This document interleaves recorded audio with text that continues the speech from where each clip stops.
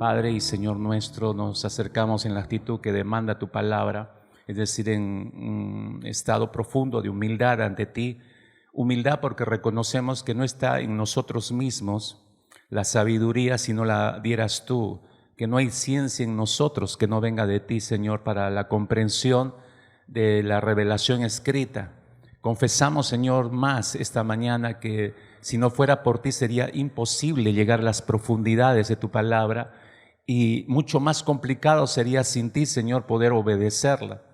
Pero te rogamos que abras nuestros ojos, derrames colirio tuyo, Señor, desde los cielos y puedan nuestros ojos espirituales deleitarse en tu palabra, nuestra mente pegada a la mente de Cristo Jesús pueda entender tu palabra, pueda comprender tu palabra, Señor, y nuestro corazón esté absolutamente dispuesto en lo más profundo, Señor, de nuestras almas, la disposición a obedecerte, Señor.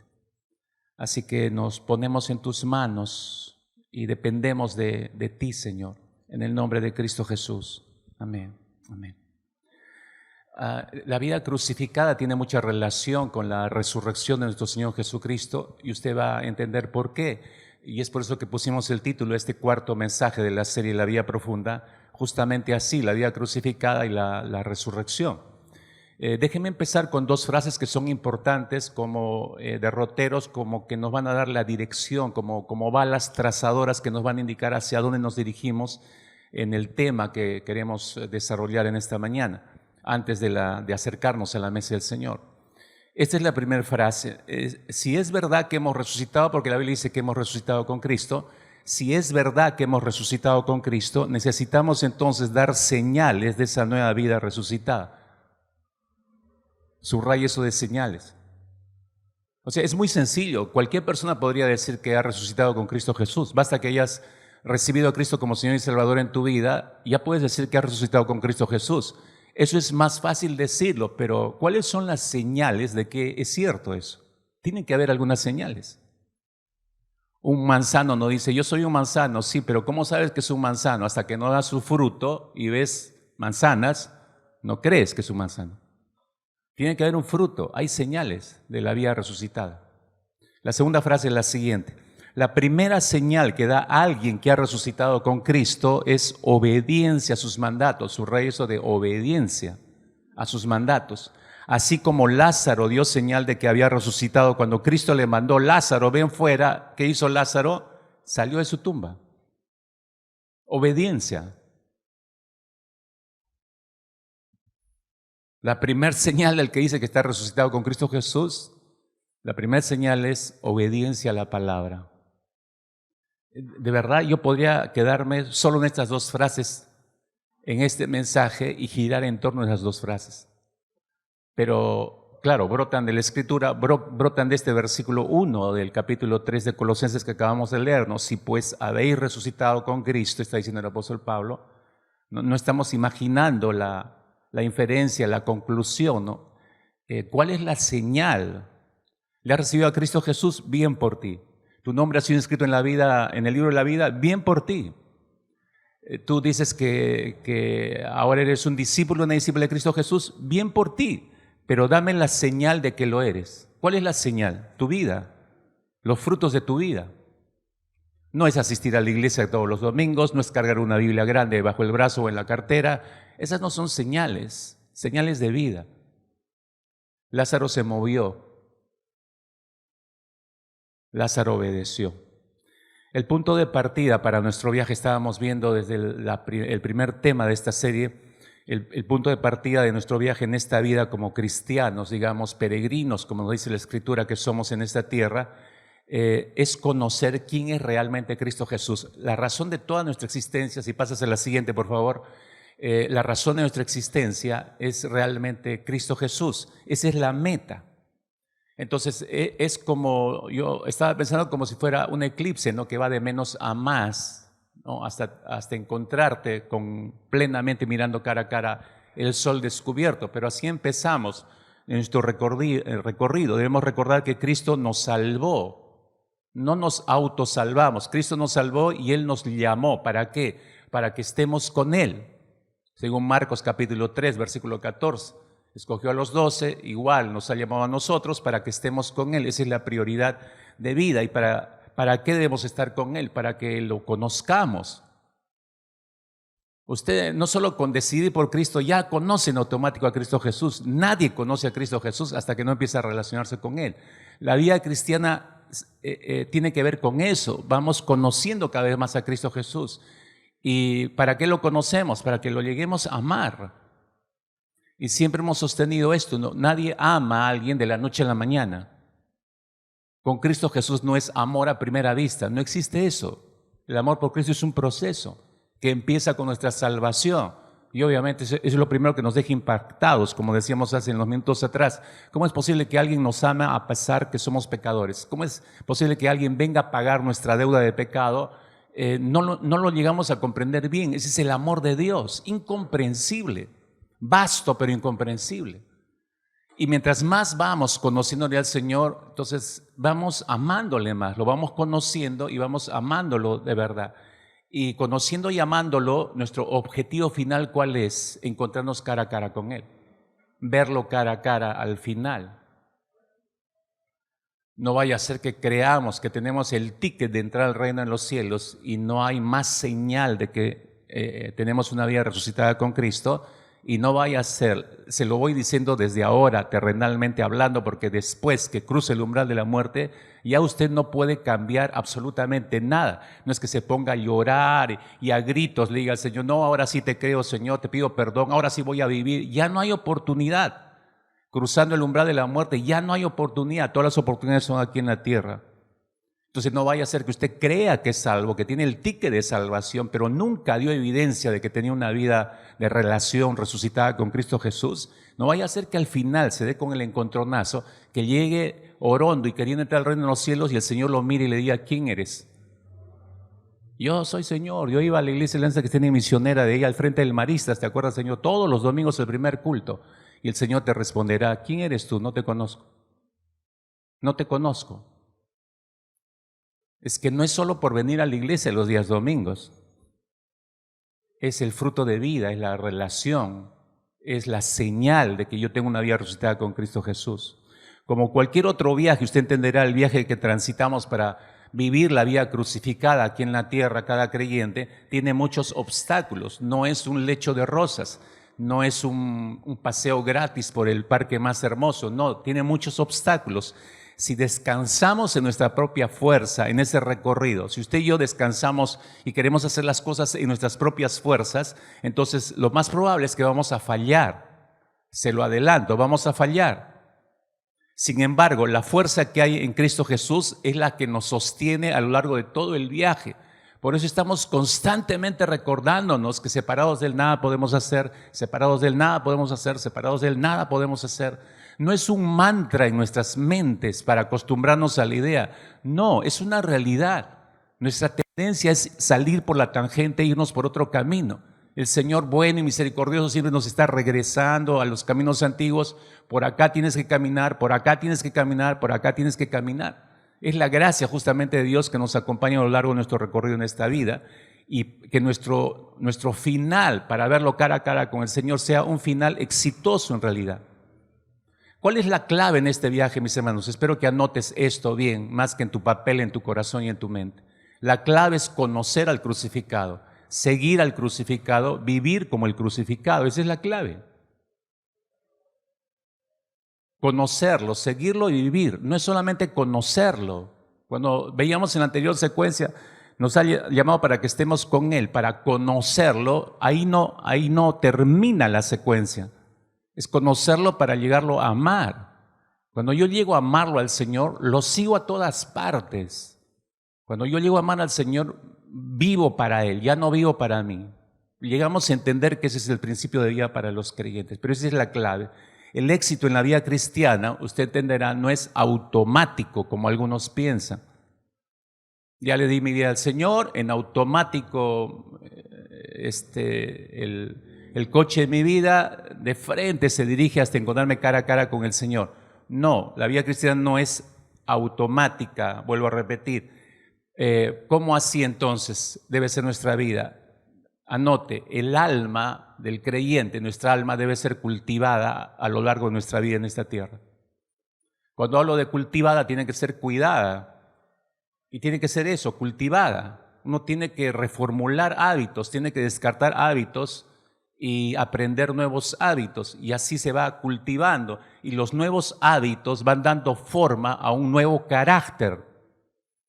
El nuevo carácter, el carácter redimido, el carácter santo, no te brota por las orejas, así como así. Es un carácter que tiene que ir formándose en el tiempo. Y en esa formación aprendemos de todo, cosas, experiencias buenas y no tan buenas en nuestra vida, experiencias tristes, crisis, todo va formando nuestro carácter. Si voy asimilando las cosas correctamente y voy encontrando en cada crisis, en cada sufrimiento, en cada gozo, en cada alegría, voy encontrando siempre a Cristo Jesús.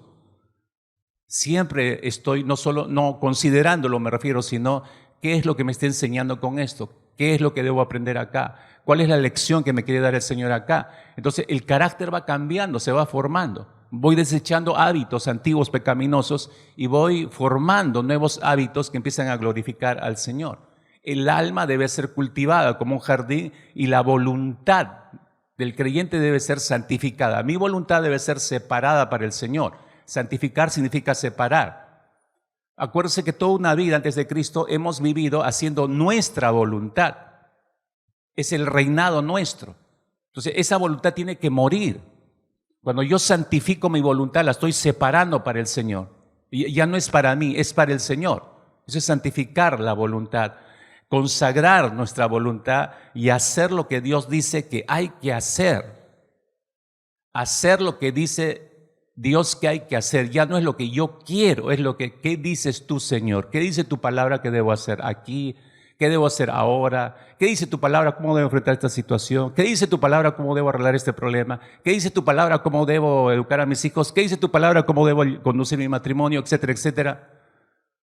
Hacer lo que Dios dice que hay que hacer y de esa manera vamos dejando atrás, como decía, los viejos hábitos pecaminosos de vida y poco a poco vamos formando los nuevos hábitos santos que van glorificando al Señor. Vamos formando los hábitos de un crucificado. Y ya no son los hábitos que tú tenías antes, ahora son los nuevos hábitos, los hábitos de un crucificado. Y de pronto te das cuenta que estás viviendo una vida absolutamente diferente. Ni siquiera tiene punto de referencia a lo que eras antes. Demasiadas personas hoy en día están satisfechas y no hablo de solamente más que solo pensar en gente que no conoce a Dios, pienso más en gente cristiana que habita, que va todos los domingos a las iglesias religiosamente. Pero son personas que están satisfechas, más que solo acostumbradas, están satisfechas con su status quo. ¿Qué cosa es el status quo? Es el estado actual en el que vivimos. Nos conformamos, nos contentamos con lo que hemos logrado, nunca aspiramos a más. No queremos más. Ya soy salvo, ya hice mi decisión, ya vengo a una iglesia, ya vengo a un culto, ya estoy. Estoy conforme con lo que he logrado. No aspiran a más. ¿Qué? ¿Hay más? Hay muchísimo más. La vida cristiana es más que venir un domingo a la iglesia, mis queridos hermanos y amigos. Repito, la vida cristiana es mucho más que venir a una iglesia. La vida cristiana es mucho más que tener un servicio en la iglesia. La vida cristiana es mucho más que leer todos los días tu Biblia. Es muchísimo más que eso. Hay más implicancias y por eso muchos no continúan para llegar a ser lo que Dios quiere que sean, porque están conformes con lo que han conseguido. ¿Para qué más? Pero no están mirando que Dios nos desafía a más. ¿A cuánto más? Les recuerdo lo que Jesús nada más dijo, la máxima aspiración, Mateo capítulo 5, versículo 48, si quieres anotar. Mateo capítulo 5, versículo 48. Jesús dijo, así vosotros, sed vosotros perfectos como vuestro Padre Celestial es perfecto. Nadie puede, escúchame, ni la mejor profesión, ni el mejor máster, qué sé yo, en esta tierra, nadie puede ponerte una aspiración tan alta como esta. Jesús dijo, sed vosotros, y se estaba dirigiendo a los que ya lo estaban siguiendo, a los que ya en cierta manera habían hecho una decisión y querían seguirlo como discípulos de Cristo Jesús. Jesús los miró sobre aquella montaña, porque esto está dicho en ese famoso sermón sobre la montaña, y les dice, sean ustedes perfectos como vuestro Padre Celestial es perfecto. Después de decir esto, muchos ya dejaron de seguirle a Cristo Jesús, porque en realidad sopesaron el asunto. Esto es demasiado, en realidad. Ser perfecto, entiéndase perfecto, nivel de madurez. Porque no hay ningún ser humano sobre esta tierra que alcance el estado de perfección, no existe. Que las chakras y el nirvana, nada lleva a un ser humano a la perfección sobre esta tierra, nadie lo ha logrado. El único perfecto que pisó esta tierra fue Cristo Jesús. Y durante 33 años nos mostró esa madurez, esa perfección humana aquí en la tierra. Entonces, entiéndase como madurez. Jesús les estaba diciendo, sean ustedes maduros como vuestro Padre Celestial lo es. Dios es muy consecuente, nuestro Padre es muy consecuente. Con lo que dice, hace. Nosotros deberíamos parecernos a nuestro Padre. No hacerlo significa inmadurez. A eso se está refiriendo el Señor Jesucristo. Entonces, nuestro objetivo es terminar la carrera bien, hermanos. Ese debe ser el objetivo de todo creyente. Nuestra máxima aspiración es alcanzar el estado de madurez para que me parezca cada vez más a mi Padre Celestial, ¿no? Muchos comienzan la carrera con grandes aspiraciones, la carrera cristiana. Muchos empiezan con buen deseo, con llanto, con quebranto, con entregas, con rendiciones, con consagraciones, con promesas increíbles a Cristo Jesús. Te voy a seguir todo el resto de mi vida, te voy a servir todo el resto de mi vida. He escuchado a cuánta gente decía, el resto de mi vida solo quiero servirle al Señor, pero ni siquiera han llegado algunos años y ya quebraron esa promesa. Porque llegan a amar otras cosas y a otras personas que les son más atractivas, entonces eso de que mi vida solamente para ti, Cristo, deja de ser. Entonces empiezan a recanalizar su vida en otras cosas o en otras personas. ¿Dónde quedó tu amor exclusivo para con Cristo? No, pero todos los seres humanos tenemos necesidades. Sí. El problema es que no hemos... Jeremías capítulo 2 habla sobre una única fuente. Una única fuente. El Señor dice, ustedes me han abandonado, a mí que soy la fuente de agua viva, y se han ido y se han hecho sus propias cisternas y creen que pueden almacenar agua y vivir así bien. Pero no, se les va a secar, se va a agotar. Yo que soy el agua viva nunca me agoto. Te conviene vivir tomando de esta fuente. Pero nosotros necesariamente por eso olvidamos la fuente principal y nos hacemos nuestras propias cisternas. Y así se nos va la vida, hermanos. Y cuando los golpes, como el hijo pródigo, nos ayudan a madurar y cuando ya hemos recorrido, de pronto, espero que no te ocurra a ti, pero de pronto te das cuenta que la vida se te fue, ya no tienes 18, 20 años, ya no tienes toda la energía que tenías antes para servir al Señor y ya estás en tu ancianidad y dices, ¿cómo he desperdiciado mi vida? ¿Dónde estaría si hubieran sostenido mi amor por Cristo Jesús? Inimaginablemente, si te hubieras mantenido bebiendo en la fuente de agua viva del Señor, quién sabe por qué lugares te habría llevado el Señor. ¿Qué cosas no habría hecho a través de tu vida? Nunca nos ponemos a pensar en eso, porque nosotros somos de ver el presente, el deleite del presente, y no vemos más. Y dejamos la fuente de agua viva. Entonces muchos comienzan bien la carrera, pero pocos cruzan la línea de llegada. ¿Cuál es el secreto para seguir, mis hermanos? ¿Dónde está la fuerza que debemos encontrar tú y yo para sobrellevar la carrera hasta el final? ¿Cómo terminar bien la carrera? Te repito, la clave es conocer al crucificado, seguir al crucificado y vivir como el crucificado. Ahí está la clave. Entonces vas a terminar bien la carrera en realidad. Ya déjame explicarte un par de cosas aquí. En primera instancia, la razón de todo para el que tiene una vida crucificada. Hay una razón de ser para todo, pero hay una razón de todo para aquel que ha tomado la decisión de vivir una vida crucificada. ¿Cuál es esa razón de todo para el que ha tenido una vida crucificada? Anota, el triunfo de Cristo sobre la muerte. Esa es la razón de todo, mis hermanos. La muerte y resurrección de Cristo es el triunfo de Cristo sobre la muerte. Ese es el fundamento y la fuente de la fe cristiana. Ese era el fundamento, el triunfo de Cristo sobre la muerte, ese era el fundamento de los creyentes del primer siglo. Los creyentes del primer siglo, hermanos, estaban embelesados con la resurrección de Cristo Jesús.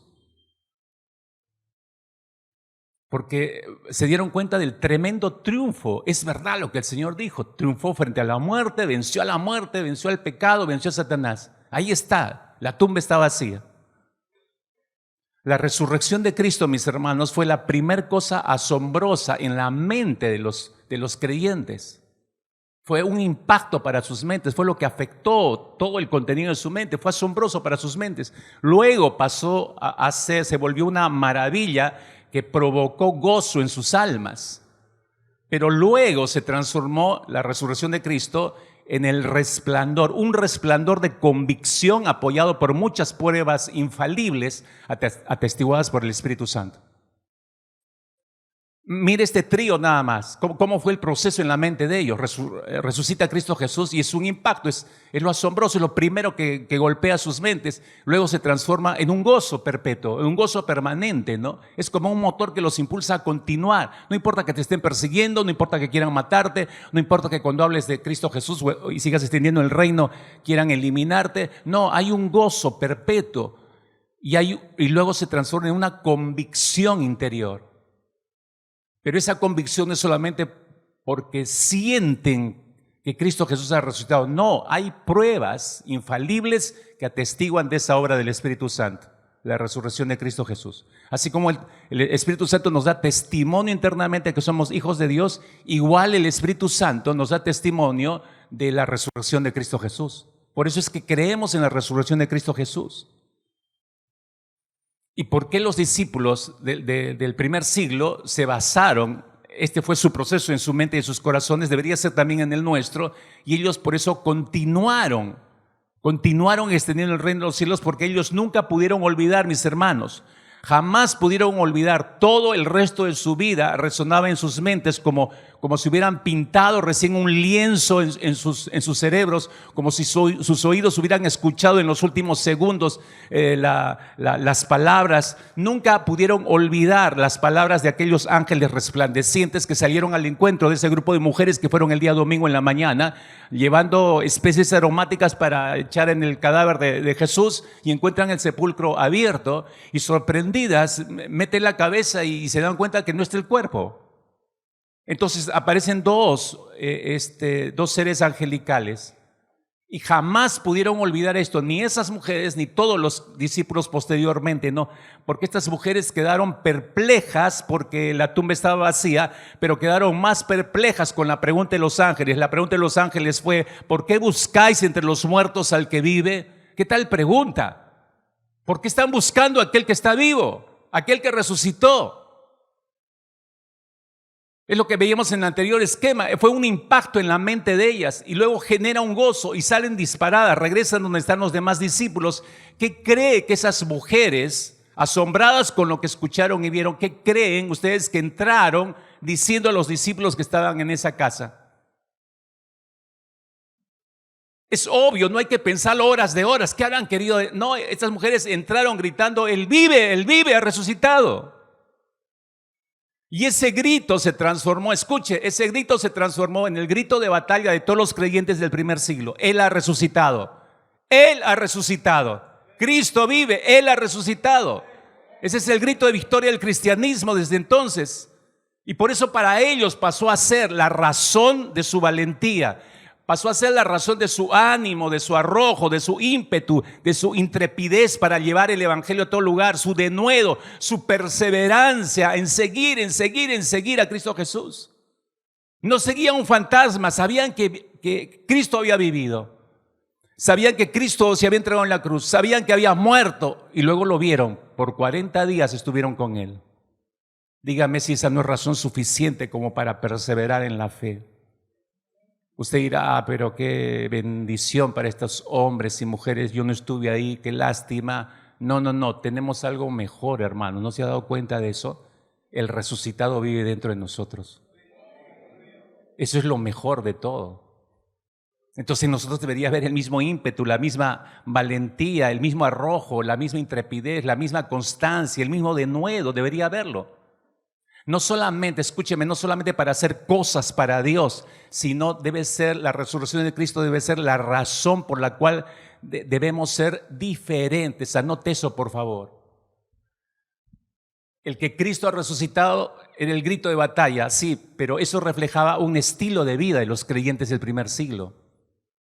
No decimos que Cristo ha resucitado y me entusiasma la idea y por eso hago cosas para el Señor. Más que hacer cosas para el Señor, el punto aquí es que la resurrección de Cristo sea un hecho claro, establecido, que genere una convicción en mi vida, que haya cambiado todos mis patrones mentales y mi forma de vida sea absolutamente diferente hoy en día.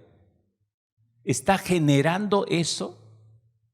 La resurrección de Cristo es solamente un concepto teológico en tu mente, es un concepto que conoces, que lo escuchas constantemente, pero no tiene ningún efecto en tu corazón ni en tu vida diaria, cuando debería ser la razón de nuestra existencia. Debe generar un estilo de vida que contraste con el estilo de vida del mundo.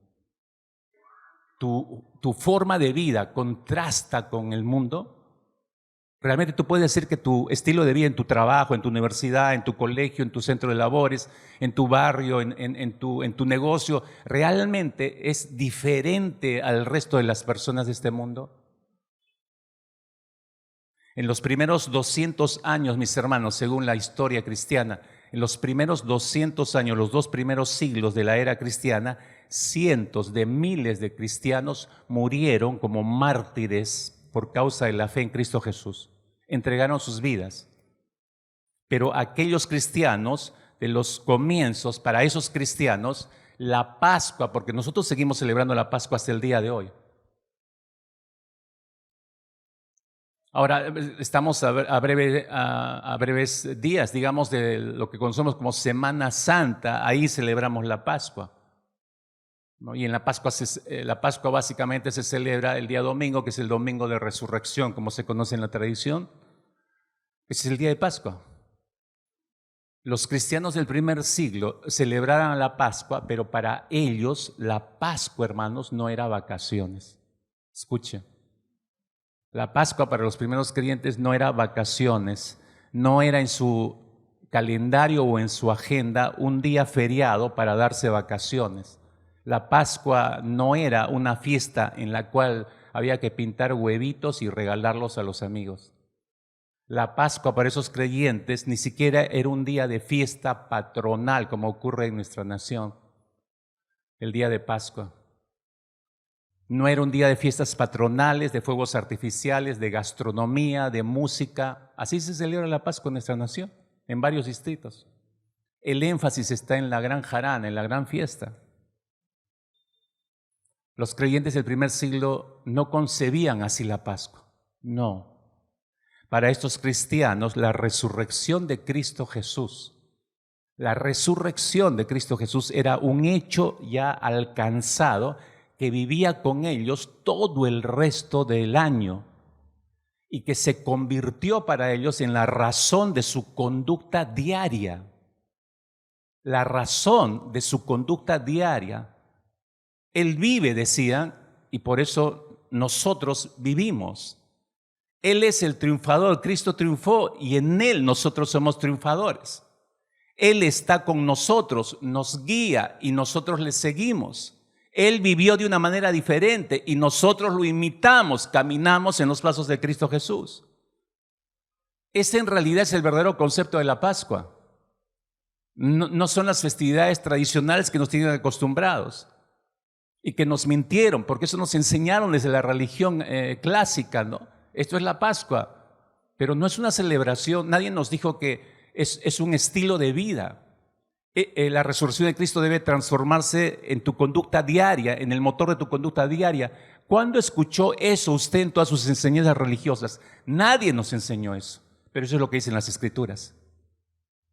Todos estos creyentes volvieron sus rostros hacia una vida totalmente nueva porque Cristo se había levantado entre los muertos, había vencido a la muerte.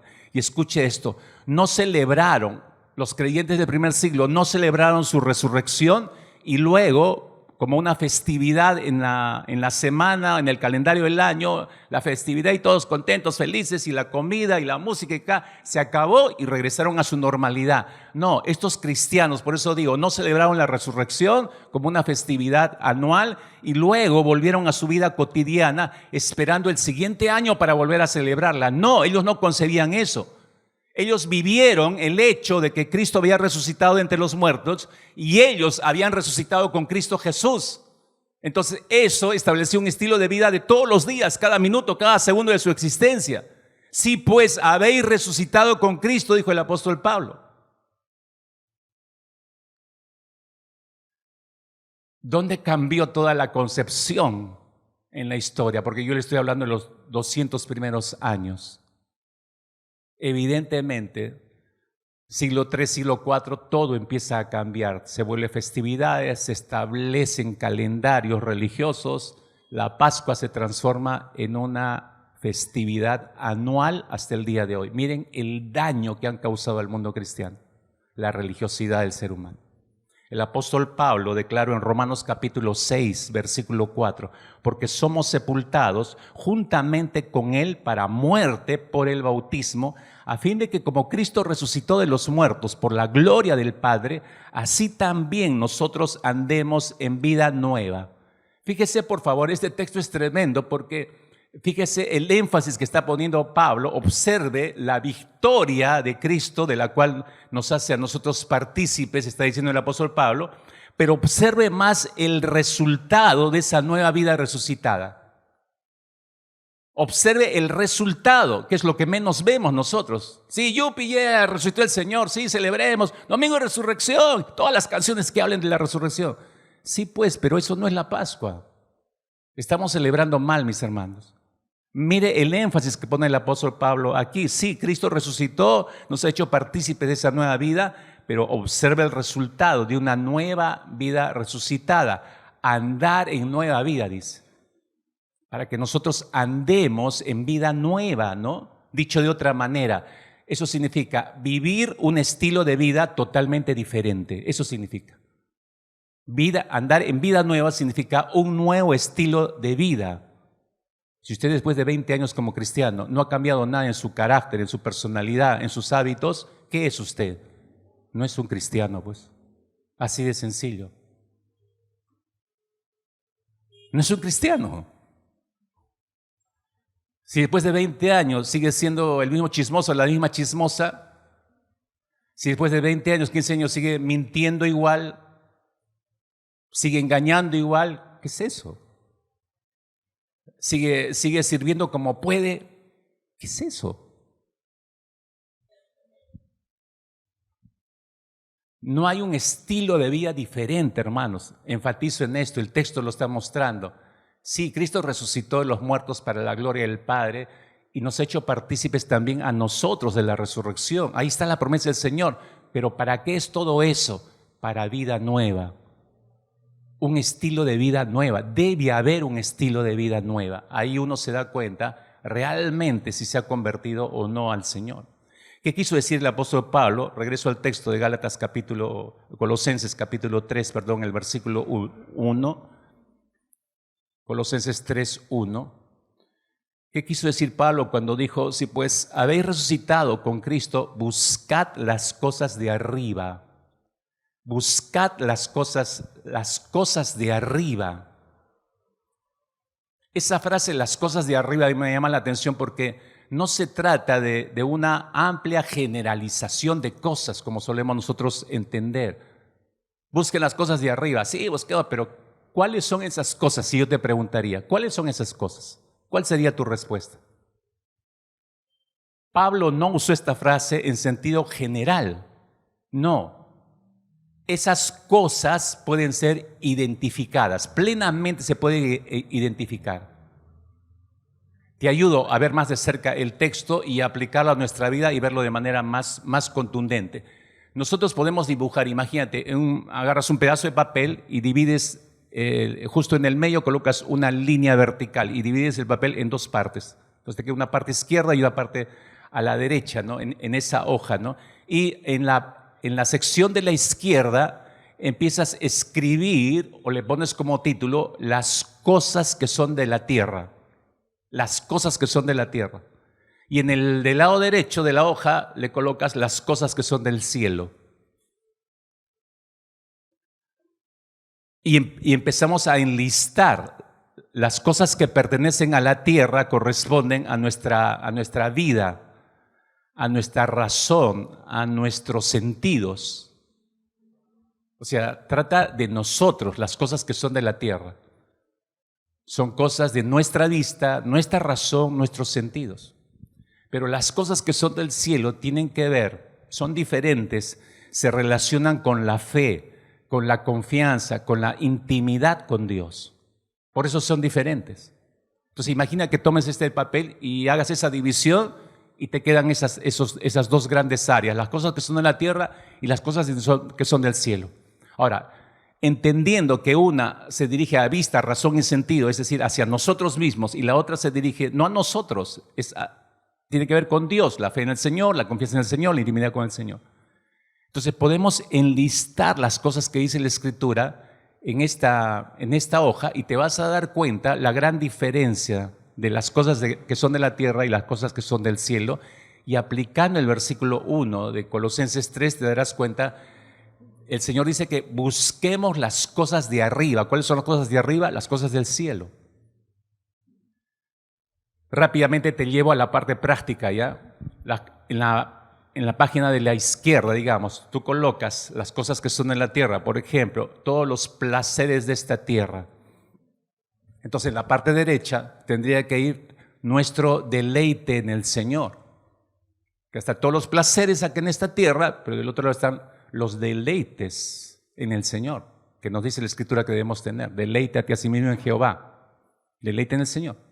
En el lado izquierdo colocas los tesoros, todos los tesoros de la tierra, todos los que imaginas, todo lo atractivo, lo que causa satisfacción, lo que disfrutas en esta tierra, son todos los tesoros de la tierra. Pero en el otro lado, en el lado derecho, colocamos los tesoros en el cielo, ¿no? Como dijo en el sermón en la montaña el Señor, tesoros donde la polilla ni el oro ni el orín corrompen y donde ladrones no minan ni hurtan, no pueden minar ni hurtar. Esos son los tesoros en el cielo.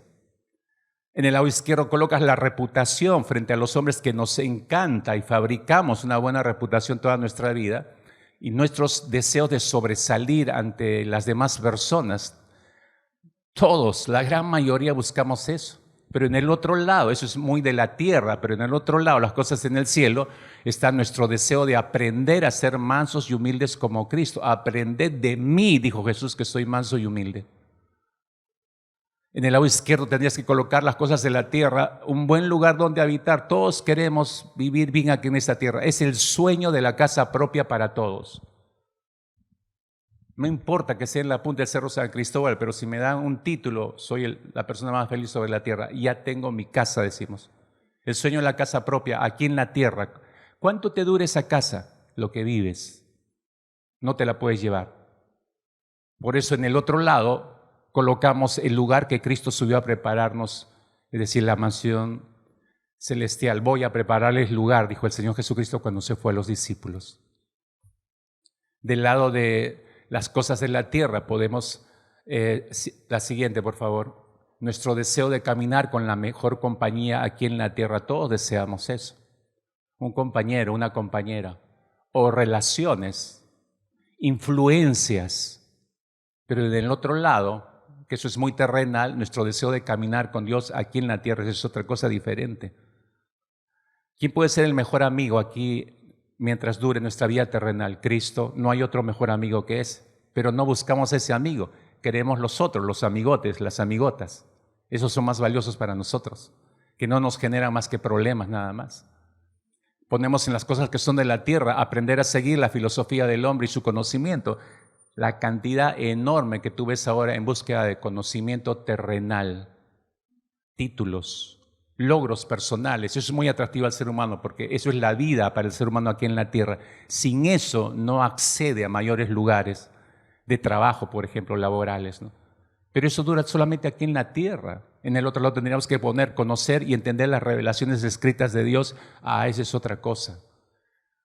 Que Dios te dé su ciencia y su conocimiento, eso es otra cosa absolutamente diferente. Eso no tiene títulos aquí en la tierra. En las cosas que son de la tierra, nosotros podemos seguir cultivando y viviendo por el dominio de la carne, pero las cosas que son del cielo, el vivir controlados por el Espíritu Santo, no todos acceden al control del Espíritu Santo y muy pocos creyentes entienden lo que significa vivir en el control del Espíritu Santo. Por último, en las cosas que son de la tierra, colocamos el vivir un poco de tiempo amando este mundo. No importa lo que vivamos, tratamos de alargarlo, ¿no? Hay que cuidarse, que use esta crema, que toma esto, que en la mañana bebe aquello. ¿Cuál es la meta? Alargar mi vida en esta tierra. Pero en el otro lado está el vivir por toda la eternidad adorando a Dios. El apóstol Pablo dijo, ya no sé qué es mejor, si me quedo aquí en la tierra es para seguir extendiendo el reino, pero si no es por eso, por mí irme ya con el Señor. Porque esa vida es muchísimo mejor. Nosotros peleamos por extender nuestra vida cuando ya nuestra vida, según las Escrituras, Dios ha determinado una fecha y nadie la va a cambiar, mis hermanos. Por más que te apliques esto, aquello y tomes vitaminas y hagas lo que hagas, hay una fecha establecida por el Señor y nadie la va a cambiar. Partimos en esa fecha. Entonces, ¿a dónde debe estar mi enfoque? Si tú te das cuenta rápidamente, nada más, ¿no? Todo lo que está en el lado izquierdo es lo que te ancla a esta vida. Pero tú ves todo lo del lado derecho y eso es lo que te debe impulsar a vivir en esta tierra, el tiempo terrenalmente hablando aquí, pero nuestros ojos puestos en tesoros mayores. Ahora entiendes, regreso a Colosenses 3:1, si has resucitado con Cristo, pon tu mira y busca las cosas de arriba, donde Cristo está sentado a la diestra de Dios. Esto es mucho mejor. En contraste, mis hermanos, podemos ver cuán diferentes somos como cristianos. Se supone que el verdadero cristiano debe ser todo en la columna derecha. Y con esto nada más, porque yo no he agotado este cuadro, hay muchísimo más. Te he puesto lo básico, pero con eso, a ver, vete a tu casa y evalúate solo con el lado derecho y te vas a dar cuenta que no calzas mucho en el lado derecho, es lo más probable, y tienes más cosas del lado izquierdo, sino todas están en el lado izquierdo. Y eso te va a demostrar el tipo de cristiano, entre comillas, que eres. ¿Qué valor tiene la resurrección para ti? ¿Por qué es que los creyentes queremos tomar el lado derecho y vivir?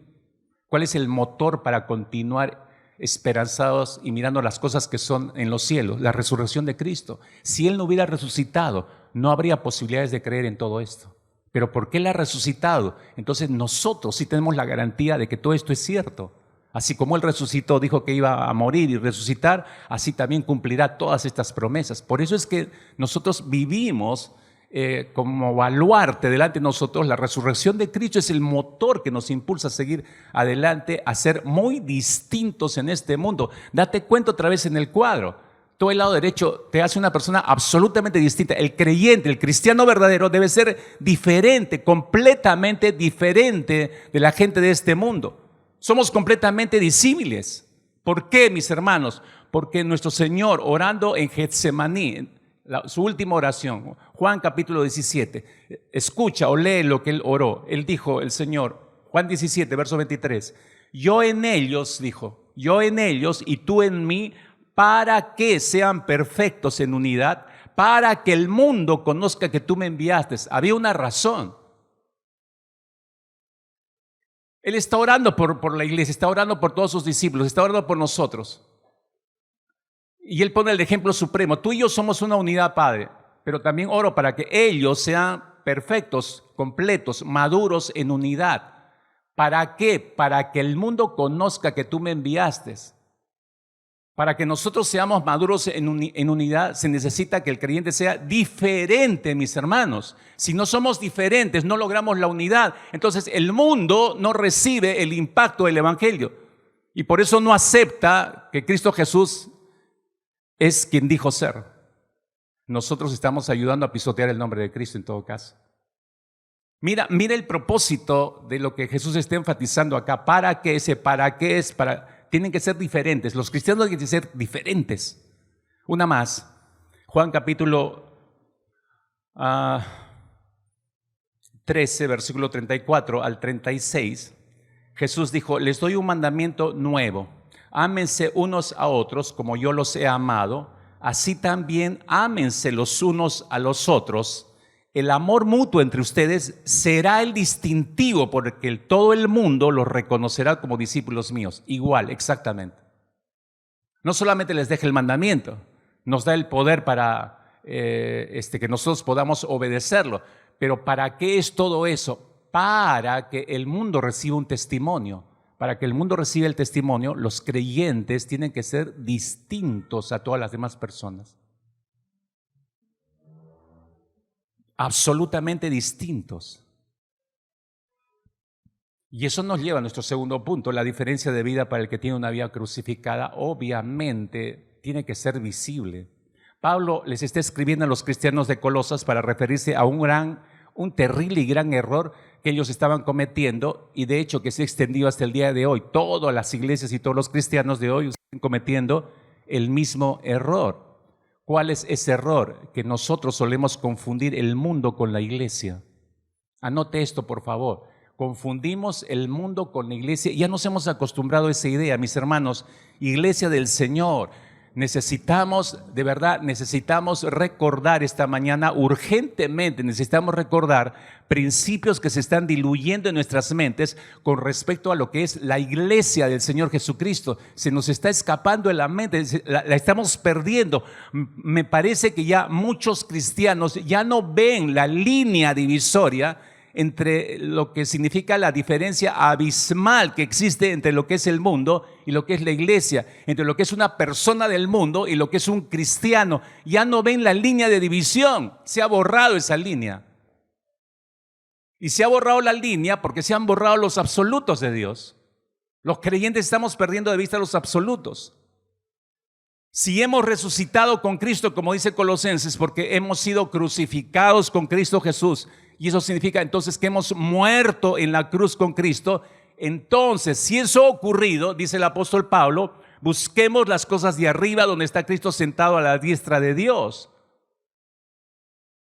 Está hablando de un nuevo deseo, la búsqueda es producto de un nuevo deseo. Pero si yo no he muerto en la cruz, no voy a poder resucitar porque no he muerto.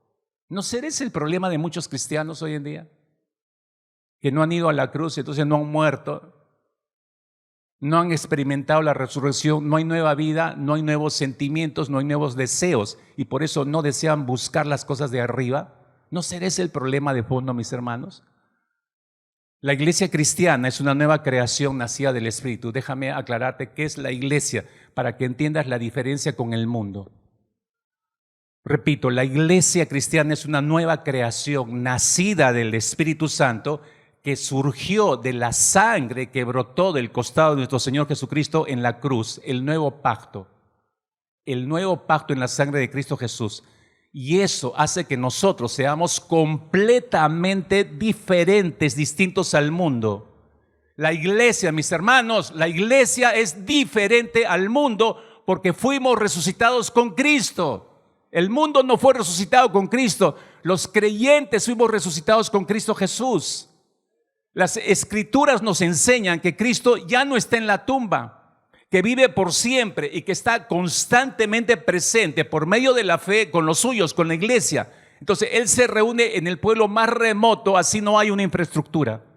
Él se reúne en un sótano, Él se reúne en una choza, Él se reúne en un continente donde no tienen nada de pobreza, a campo abierto. El Espíritu del Señor está ahí presente y todos estamos adorando al mismo Dios. Y todos estamos siguiendo al mismo Señor. Esa iglesia sigue en vigencia en todos los lados del mundo. ¿Por qué? Porque Cristo Jesús resucitó, hermanos. Porque Cristo Jesús vive. No importa las temporadas, no importa las escaseces, no importa las limitaciones, las estaciones del año, sufran, no sufran, haya o no haya persecución. La iglesia el día de hoy sigue funcionando. ¿Por qué? Porque Cristo Jesús resucitó. Mis hermanos, Cristo ha abandonado la tumba y nunca volverá a ella. ¿Cuántos se alegran de eso, mis hermanos? Jamás va a regresar Cristo Jesús a la tumba de donde salió. Entonces eso significa que la muerte ya no tiene dominio sobre Cristo Jesús. Por lo tanto, porque Él ha resucitado, Él vive, ha resucitado de la muerte. Entonces también nosotros ya hemos resucitado una nueva vida en Cristo Jesús y la vivimos para Cristo Jesús. Pero también experimentamos la promesa de resurrección por segunda vez cuando Cristo venga por nosotros. Entonces todo nuestro cuerpo será transformado, iremos al encuentro de nuestro Señor. Por eso necesitamos recordarnos, mis hermanos, que la iglesia, cada cristiano, hermanos, pertenece al reino de la luz. Pero pertenecemos al reino de la luz y estamos viviendo en medio de un reino en tinieblas. Repito, pertenecemos al reino de la luz, pero vivimos en el reino de las tinieblas, pero somos diametralmente opuestos, diferentes. Déjame ir a algunos textos para entender, estamos en este punto, ¿no? La iglesia es diferente, los cristianos son diferentes a los del mundo. Juan capítulo 18, versículo 36, 18-36, donde Jesús dice, mi reino no es de este mundo. Si mi reino fuera de este mundo, mis servidores pelearían para que yo no fuera entregado a los judíos. Pero mi reino no es de aquí, mi reino no es de aquí, está diciendo el Señor. Entonces, si te das cuenta, lo que está diciendo el Señor es un reino, está hablando de un reino que existe paralelo al reino de este mundo. Ahí lo ves clarísimo. Mi reino no es de este mundo. Jesús está en este mundo y hay un reino en este mundo. ¿Y cuál es el reino de este mundo? El reino de las tinieblas. Pero a pesar que está paralelo al reino de las tinieblas, no se mezclan los reinos. Escuche, no se mezclan los reinos. Lucas capítulo 17, versículo 21, donde Cristo Jesús dijo que el reino de Dios está entre vosotros. Afirmó ya, el reino de Dios está aquí, dijo el Señor. Y eso quiere decir que el reino está aquí porque el rey está aquí. Cristo Jesús está aquí. Cristo es el rey de ese reino. El reino está aquí, dijo, porque Jesús estaba hablando y estaba pisando aquí en la tierra, porque el rey estaba aquí. Y donde el rey reina, el reino existe. Entonces, el reino de Dios está aquí en la tierra. Y eso significa que se trata de los corazones de los creyentes individuales, como también los creyentes colectivos de la iglesia, porque el rey vive en nosotros. Nosotros seguimos pisando esta tierra. El rey sigue presente. El reino sigue presente, mis hermanos. Somos, por así decirlo, un reino aquí en el mundo, pero no somos del mundo, de fuera del mundo, existiendo como que alguien dijo, un universo paralelo, imperceptible para los habitantes de este mundo. Los habitantes de este mundo no ven, no entienden esto, pero deben ver la diferencia. Los habitantes del reino de los cielos que somos nosotros, del reino de la luz, debería ser notoria nuestra presencia en medio del reino de las tinieblas. La gente en tu trabajo, en tu universidad, en tu barrio, en tu familia, ¿ve la diferencia? Cuando tú estás en un lugar, siente todo a tu alrededor que ha entrado la luz a ese lugar. Las cartas del apóstol Pablo están llenas de instrucciones a los hijos del reino de la luz y constantemente les está recordando que deben ser diferentes. El apóstol Pablo, tú lees todas las cartas y todas las cartas te dicen lo mismo. Tienen que ser diferentes, tienen que ser diferentes, tienen que ser diferentes. Y los habitantes del reino de las tinieblas, diferentes al reino de las tinieblas, porque Cristo ha resucitado, y si había resucitado Cristo Jesús, todos sus discípulos lo habían hecho también con Cristo Jesús, y por eso tenían vidas diferentes. Esa es la razón por la que se nos constriñe a nosotros los creyentes en las cartas paulinas a ser diferentes. Mira, Efesios capítulo 5, te doy un ejemplo, versículo 5 hacia adelante, Efesios 5 hacia adelante, dice el apóstol Pablo, porque sabéis esto, que ningún fornicario o inmundo o avaro que es idólatra tiene herencia en el reino de Cristo y de Dios. Nadie os engañe con palabras vanas, porque por estas cosas viene la ira de Dios sobre los hijos de desobediencia. No seáis pues partícipes con ellos, no seáis partícipes, diferencia. No seáis partícipes con ellos, porque en otro tiempo erais tinieblas, más ahora sois luz en el Señor. Está haciendo la diferencia, los dos reinos. Y urge y manda, por eso, andad como hijos de luz, porque el fruto del Espíritu es en toda bondad, justicia y verdad. ¿Se han dado cuenta de los énfasis, mis hermanos, en estos versículos, en esta carta? Versículo 7, por ejemplo, es un énfasis muy fuerte. No seáis partícipes con ellos, dice. No seáis partícipes con ellos. Es decir, no tengan alianza con el reino de las tinieblas. Están en el reino de las tinieblas, pero no tengan alianza con ellos. Eso sería lo incorrecto. Lo correcto es que vivan de forma justa, íntegra, recta, en medio del reino de las tinieblas. Fíjate en el versículo 6, el otro énfasis, dice, no sean engañados con palabras vanas, está diciendo el apóstol Pablo. O sea, no estén en alianza con el reino de las tinieblas y por esa razón, por dar concesiones, ustedes terminen creyendo las mentiras que les van a decir. Y este es el pan de todos los días, mis hermanos. Pero te das cuenta cómo el apóstol Pablo, yo solo estoy tomando una sección de una sola carta del apóstol Pablo, pero en todas utiliza la misma tonalidad, tienen que ser diferentes. ¿Por qué? Porque han resucitado. Por eso somos diferentes. Para algunos cristianos del 30 por 1, mis hermanos, para los cristianos del 30 por 1, lo que acabo de decir no significa absolutamente nada. No ven la gravedad del asunto, minimizan la gravedad de este asunto. Para los cristianos del 30 por 1 es, bueno, haz tu mejor esfuerzo y ya, pues, pero todos somos pecadores y contentos con poco, no aspiran a más. Pero déjame explicarte, por favor, en los pocos minutos que me quedan, cuán grave, escúchame, cuán grave es intentar mimetizarse con el mundo, intentar convivir con el reino de las tinieblas. Vuelvo a repetir, estamos en el reino de las tinieblas, pero no nos parecemos ni somos parte del mundo de las tinieblas. Tenemos una línea de vida, un estilo de vida, una conducta que debemos seguir nosotros en medio del reino de las tinieblas. Pero mimetizarnos con el mundo tiene altos riesgos. Mira, ¿recuerdas cuando Satanás tentó a Cristo Jesús? Lucas capítulo 4. ¿Qué buscaba con las 3 tentaciones con Cristo Jesús? Si tienes tu Biblia ahí. ¿Quién lo tentó a Jesús? El príncipe de este mundo. ¿Quién es el príncipe de este mundo? Satanás. ¿Cuál era el objetivo en las 3 tentaciones ahí en Lucas capítulo 4 dirigidas a Cristo Jesús? La intención era que Cristo se mimetizara con el mundo, que aceptara los términos del reino de las tinieblas y por esa razón perdiera su identidad como hijo de Dios. Sigue buscando Satanás eso mismo el día de hoy con nosotros. ¿Cuál fue la tentación de Satanás? Escucha, por favor, para ayudarte a entender. ¿Cuál fue la tentación de Satanás dirigida a Cristo Jesús? Ofrecerle al Señor los reinos de este mundo sin que pase Jesús por la cruz. Escucha.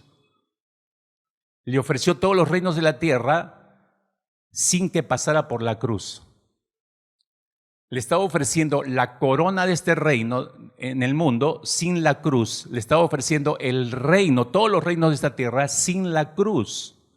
Por eso es que le dice a Jesús, póstrate ante mí y todas estas cosas serán tuyas, le dice a Jesús.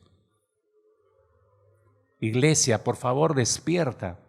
Satanás sigue haciendo lo mismo el día de hoy. Nos ofrece oro y moro sin pasar por la cruz. No tienes que pasar por la cruz, te dice. Toma de lo prohibido, igual que a Eva, y te va a ir bien. Pero no es cierto. El diablo todavía está diciendo eso y se lo está diciendo a todos los evangélicos todos los días en estos tiempos. Les está ofreciendo lo mismo y lo voy a poner en términos contemporáneos. Satanás nos está diciendo, tú puedes evitar esa ofensa contra ti. Tú puedes evitar esa hostilidad contra ti de las personas. Puedes evitar la persecución contra tu persona. Puedes ajustar un poquito el mensaje del evangelio y puedes tener el reino en este mundo. Todo lo que quieras lograr lo puedes tener sin tener que pasarlo por la cruz. Puedes tener la corona de este mundo sin pasar por la cruz. Satanás hizo eso con Cristo Jesús. Ahora, recuerda que cuando Satanás fracasa después de la tercera tentación y Jesús le dice claramente que no tentarás a tu Dios, mira lo que dice la Escritura. ¿Qué hizo Satanás en ese instante? Capítulo 4 de Lucas, versículo 13. Esto es bien puntual. Lucas 4, versículo 13. Dice, cuando el diablo hubo acabado toda tentación, se apartó de él, de Cristo. Dice, se apartó por un tiempo. ¿Qué significa eso? Que no lo dejó tranquilo, por ahora. Pero luego, después de un tiempo, volvió al ataque. Y cuando vuelve al ataque, ya no lo hace frontalmente, es decir, no es Satanás en persona como en el desierto, sino usa a uno de sus discípulos de Jesús, a Pedro. ¿Lo recuerdas? Mateo capítulo 16. Creo que todos conocen este pasaje, 16, versículos 22 y 23, ¿no? Cristo Jesús está hablando acerca de que tiene que ir a Jerusalén, que tiene que ser crucificado, que lo iban a matar, que iba a ser enterrado, pero que iba a resucitar al tercer día. De eso está hablando en Mateo 16 el Señor.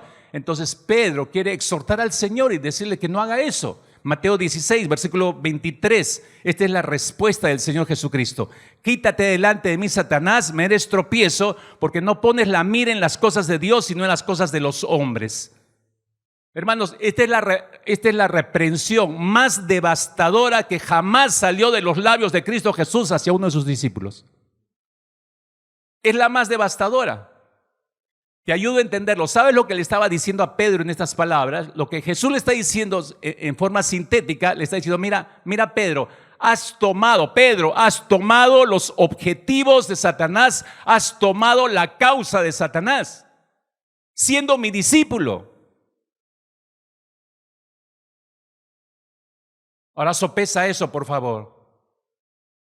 Si esta conversación que tuvo Jesús con Pedro hubiera sido en este tiempo, hoy, en esta mañana, no sé, aquí en el cuarto piso, afuera, en la calle, si Jesús estuviera acá en este tiempo contemporáneamente hablando y hubiera tenido esa conversación con Pedro, ¿sabes de qué manera le hubiera dicho Jesús? Se le hubiera dicho de esta manera. Pedro, lo hubiera llamado, Pedro, tú dices que has resucitado conmigo, ¿cierto? Y él movería la cabeza afirmativamente. Es decir, le dijo Jesús, tú dices que estás conmigo crucificado y ya no vives tú, sino que yo vivo en ti, ¿correcto? Sí. Entonces, Pedro, le diría a Jesús, ¿por qué es que no buscas las cosas de arriba? ¿Por qué no buscas las cosas de arriba si tú dices que estás crucificado conmigo y que ya no vives tú, yo vivo en ti? ¿Por qué es que no te comportas como un verdadero cristiano? ¿Por qué dices una cosa y vives de una manera diferente? ¿Por qué dices que perteneces al reino de la luz y sin embargo hablas como un habitante del reino de las tinieblas? Pedro, le diría el Señor, has tomado los objetivos y la causa de Satanás. Siendo mi discípulo, has tomado los objetivos y la causa de Satanás. Lo mismo puede estar diciendo el Señor en estos instantes. En lo profundo de tu conciencia y de tu corazón, te está diciendo el Señor exactamente lo mismo. Hace rato has tomado, tú dices que eres mi discípulo, mi discípula, hace rato has tomado los objetivos y la causa de Satanás. Quieres todo lo que quieres como cristiano, como cristiana, incluso el ministerio lo quieres sin pasar por la cruz. Estás escogiendo los objetivos y la causa de Satanás.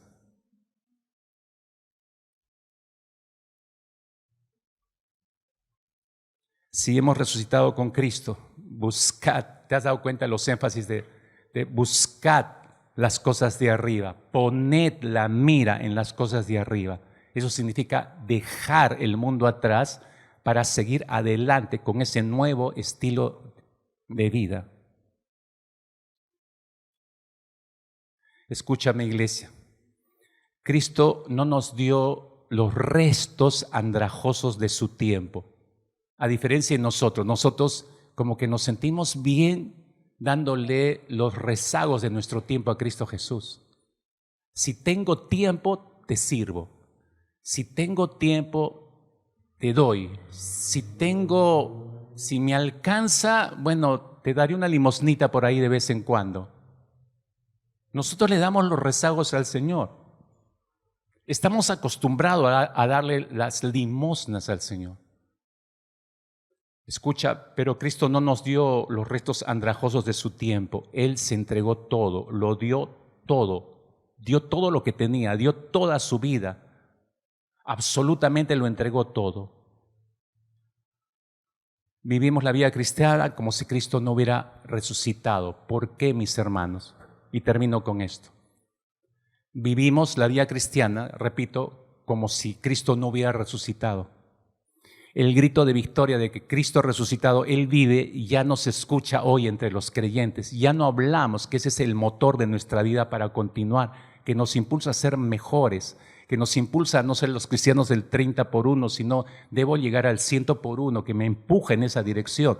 Ya no está ocurriendo eso, curiosamente. Estamos relajando las verdades de Dios. Estamos relajándonos en nuestra vida consagrada al Señor. ¿Por qué, mis hermanos? Este es el problema, porque nuestro gran problema es que tenemos una mente secular y una mente religiosa. Al mismo tiempo funcionan las dos mentes, la mente secular y la religiosa, y nosotros por años seguimos creyendo hasta el día de hoy que está bien y no está bien, mis hermanos. No voy a entrar en este punto, le estoy mencionando este gran problema que lo voy a tocar la próxima semana. Pero te voy preanunciando este problema que por años lo llevamos arrastrando. Tenemos una mente religiosa y una mente secular, y ambas creemos que es normal que convivan, y no es normal, hermanos, no es normal. En los últimos meses he tenido que decir a varios de nuestros miembros de esta congregación: no es normal lo que estás haciendo, no es normal lo que estás diciendo, no es normal lo que estás viviendo, no es normal. Pero a la gente le parece lo más normal, ha entrado en un estado de acostumbrarse, pero es así, pero yo me trato así, pero siempre ha sido así, siempre he hablado así, siempre me he comportado así. Sí, yo lo entiendo, lo digo, antes de Cristo, pero ahora debería ser absolutamente diferente. La pregunta es, ¿por qué no es diferente el día de hoy? Algo está ocurriendo. La mente secular y la mente religiosa conviven y se cree que eso es lo más normal en la vida, y no es normal eso, absolutamente. Jesucristo, quien murió, fue sepultado, resucitó al tercer día, de acuerdo a las Escrituras. Eso debe primar en nuestras mentes. Él vendrá nuevamente, nuestros cuerpos tomarán una forma renovada, nos llamará a resurrección. Los que hayamos quedado vivos seremos transformados, dice la Escritura, y iremos al encuentro de Él con cuerpos glorificados. Todo esto, mis hermanos, todo esto demuestra quién es Jesús. Por eso resucitó. Todo esto demuestra quién es Jesús, demuestra que Dios aceptó el sacrificio de Jesús a nuestro favor, la resurrección suya, comprueba que Dios tiene el poder para levantarnos a nosotros los muertos, garantiza que aquellos que crean en Cristo no permanecerán muertos, sino que serán resucitados a una vida eterna. Esta, mis hermanos, es nuestra bendita esperanza. En esto creemos y por esto vivimos, y esto es lo que nos impulsa. ¿Se dan cuenta? ¿Qué está detrás de todo esto? La resurrección de Cristo Jesús. La resurrección de Cristo. Si hemos resucitado con Cristo Jesús, entonces dice la Escritura que busquemos las cosas de arriba, que pongamos la mira en las cosas de arriba.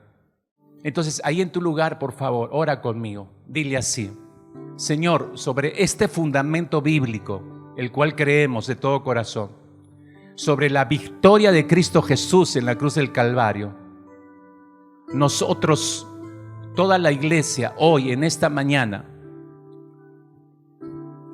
participamos de esta mesa de victoria. Victoria de Cristo Jesús sobre Satanás, sobre el mundo, sobre el pecado.